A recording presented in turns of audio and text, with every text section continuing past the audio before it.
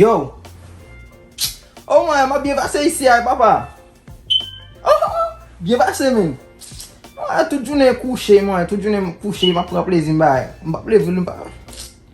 Ou konen da idam nak ti antri mdam nan di mba bezon al travay bro. Mwen chan. Mwen bien pase zo. De ou chan mdou la mwen bien pase vatne. E pa fwa vatne mwen fè pase mizey. Mwen fè pase mizey mba nan sa ven mwen. Mwen se gen bel kay. Mwen se gen bel kay men. Bel machin pil ven. E pa gen prins selman. Di pa vle mfan men. Non mwen pa vle mfan men. Mdi wè pa vle msoti. Ba prins selman wè de frem. Selman mkouche mpa fan. Just pose. Oh! Salye la! E pa kouche se toujou? Koman sa? Kon bon ba ekote pou male. E pa machin nan biye salye la ou ba lave machin nan? Pou ki sa pou m la men? Koman pou m leve a? Pat sote pale nou men. Ki sa m te pale? De di m ap vin biye pase isi a. Ou ba biye pase toujou? Koman biye pase a? Ma fèm lave.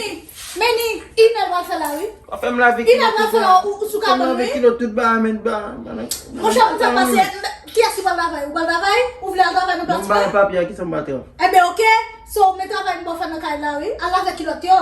Mwen sa apon jen pou lave Ou ba machin. an goun ki rouche sou ka bon nan? Deplase la nou? Sa nek sa ek.